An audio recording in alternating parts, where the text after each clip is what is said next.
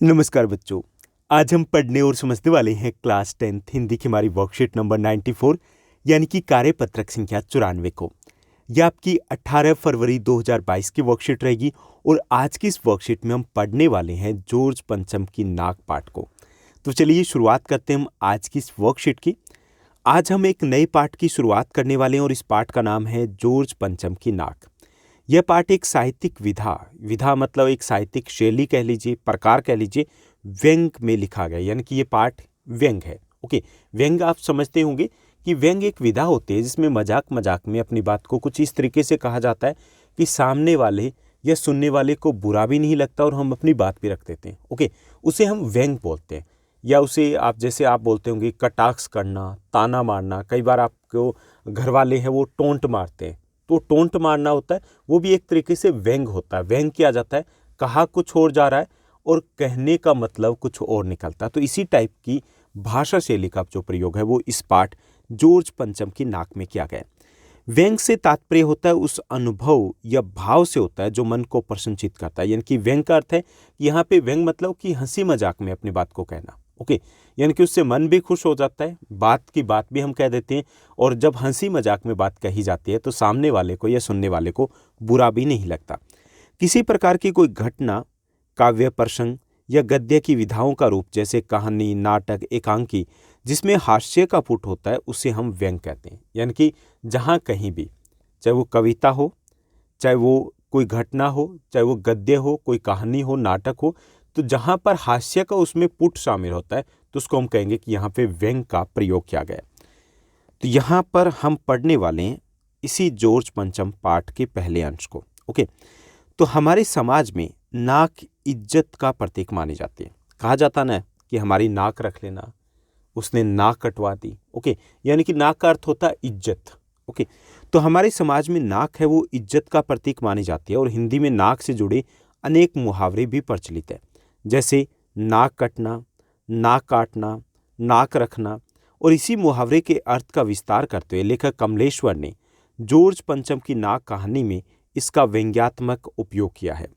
सारा व्यंग नाक पर ही केंद्रित करते हुए लेखक ने अंग्रेजी हुकूमत से आज़ादी मिलने के बाद भी सत्ता से जुड़े विभिन्न प्रकार के लोगों की औपनिवेशिक मानसिकता और विदेशी आकर्षण पर गहरी चोट किया। यानी इस पाठ के माध्यम से जो लेखक कमलेश्वर है उन्होंने कुछ लोगों की जो उपनिवेशिक मानसिकता है, यानी कि अंग्रेज चले गए लेकिन अभी भी वो अंग्रेजों वाले जो मानसिकता है कुछ लोगों में बनी हुई है, उसी मानसिकता को यहाँ पर दिखाने की कोशिश की गई, उसी के ऊपर चोट की गई, उसी के ऊपर कटाक्ष किया गया। बात उस समय की है जब इंग्लैंड की रानी एलिजाबेथ द्वितीय अपने पति के साथ हिंदुस्तान पधारने वाली थी, यानी कि हिंदुस्तान आने वाली थी। अखबारों में उनकी चर्चा हो रही थी। रोज लंदन के अखबारों से खबरें आ रही थी कि शाही दौरे के लिए कैसी कैसी तैयारियां हो रही है। यानी कि उस वक्त न्यूज़पेपर जो थे उनको पूरा मसाला मिला हुआ था।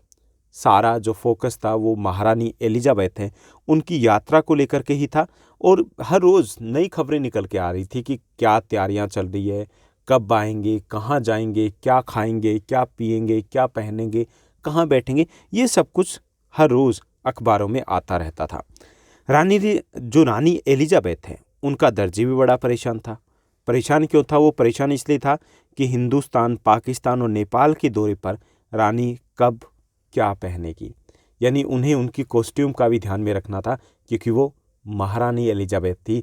और उस वह दौर की अगर बात करें, यानी कि अगर हम बात करें आज़ादी से पहले के दौर की, तो उस वक्त जो आधी हमारी धरती थी, आधी जो हमारी पृथ्वी थी, उसके ऊपर शासन ब्रिटेन का होता था।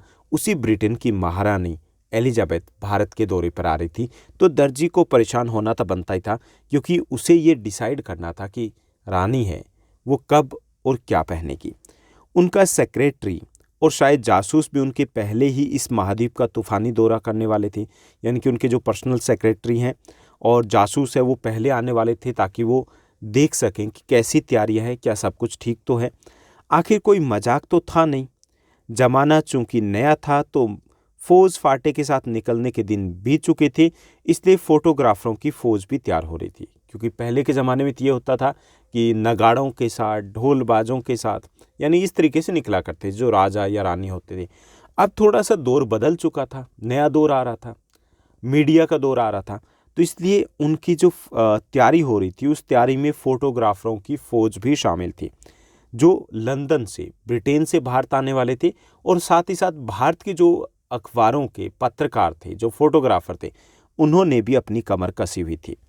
इंग्लैंड के अखबारों की कतर ने हिंदुस्तानी अखबारों में दूसरे दिन चिपकी नज़र आती थी, यानी कि एक दिन वो खबर लगती थी अंग्रेज़ों के जो अखबार थे, इंग्लैंड के जो अखबार थे उसमें, और दूसरे दिन वही खबर चिपका दी जाती थी भारतीय अखबारों में, और लिखा जाता था कि रानी ने एक ऐसा हल्का नीले रंग का सूट बनवाया है जिसका रेशमी कपड़ा हिंदुस्तान से मंगाया गया है, कि करीब 400 पाउंड खर्चा उस सूट पर आया, यानी कि अगेरा वगैरह इस टाइप की छोटी छोटी बातों को बढ़ा चढ़ा करके बताया जाता था। ओके, तो ये था हमारा इस पाठ का एक अंश, और अब इसी पर आधारित कुछ आसान से प्रश्न दिए गए। चलिए एक एक करके इन प्रश्नों को हल करते हैं। तो आज की हमारी वर्कशीट में कुल 5 प्रश्न रहेंगे, और 5 प्रश्नों के साथ साथ 2 हमारी गतिविधि भी रहेगी। पहला जो हमारा क्वेश्चन दिया गया है कि व्यंग किसे कहते हैं, यह हमें बताना है। व्यंग्य किसे कहा जाता है, ये हमें बताना है, और इसमें किस बात को प्राथमिकता दी जाती है, ये भी हमें बताना है। तो व्यंग से तात्पर्य है उस अनुभव या भाव से होता है जो मन को प्रसन्नचित करता है, उसे हम व्यंग बोलते हैं। ओके, यानी कि मजाक कह लीजिए तो उसे भी हम व्यंग कहेंगे, और इसमें हास्य को प्रधानता दी जाती है। ओके, हास्य का पुट शामिल होता है व्यंग में। उसके बाद सेकंड जो हमारा क्वेश्चन रहेगा, दूसरा हमारा प्रश्न रहेगा, जॉर्ज पंचम की नाक किस प्रकार की रचना, ये हमें बताना है। तो जॉर्ज पंचम की नाक एक व्यंग है, ओके, जिसमें उपनिवेशिक मानसिकता और विदेशी आकर्षण पर कटाक्ष किया गया है। ओके, तो ये व्यंग है, ठीक। उसके बाद थर्ड हमारा क्वेश्चन रहेगा, तीसरा हमारा प्रश्न रहेगा, लंदन के अखबारों में कैसी खबरें आ रही थी, ये हमें बताना है। तो लंदन के अखबारों में शाही दौरे की तैयारियों की खबरें आ रही थी, ओके, कि किस प्रकार की तैयारियां की जा रही है, क्या क्या तैयारियां की जा रही है, तो इस प्रकार की खबरें लंदन के अखबारों में छाई हुई थी। उसके बाद चौथा हमारा प्रश्न रहेगा, रानी एलिजाबेथ का दर्जी क्यों परेशान था, ये हमें बताना है। तो रानी एलिजाबेथ का दर्जी इस बात से परेशान था कि हिंदुस्तान, पाकिस्तान और नेपाल के दौरे पर रानी कब क्या पहनेगी। उसके बाद पांचवा हमारा प्रश्न रहेगा, फिफ्थ जो क्वेश्चन दिया गया, रानी एलिजाबेथ के पहले कौन कौन लोग इस महाद्वीप का दौरा करने वाले थे, ये हमें बताना है। तो रानी एलिजाबेथ के पहले उनका पर्सनल सेक्रेटरी और जासूस इस महाद्वीप का दौरा करने वाले थे, ताकि वो तैयारियों को देख पाएँ कि क्या जो तैयारियां हैं क्या वो ठीक तरीके से चल रही है। उसके बाद छठा और सातवां प्रश्न हमारी गतिविधि रहेगी, जिसमें आपको कुछ नहीं लिखना है। छठा जो प्रश्न है, जॉर्ज पंचम की नाक पाठ को आपको पढ़ना है और व्यंग का आनंद लेना है। ओके, सातवां जो हमारी गतिविधि रहेगी, सातवां जो क्वेश्चन है, ये भी गतिविधि है कि उपनिवेशिक मानसिकता और विदेशी आकर्षण विषय पर अपने अध्यापक या अध्यापिका के साथ आपको चर्चा करनी है। इसमें भी आपको कुछ नहीं लिखना है। तो ये थी हमारी आज की वर्कशीट। उम्मीद करता हूँ कि सब कुछ आपको अच्छे से समझ में आया होगा। अगर आपको ये वीडियो, ये वर्कशीट अच्छी लगी तो इस वर्कशीट को लाइक और शेयर जरूर कीजिएगा। आज के लिए बस इतना ही। Thank you, bye bye, have a nice day.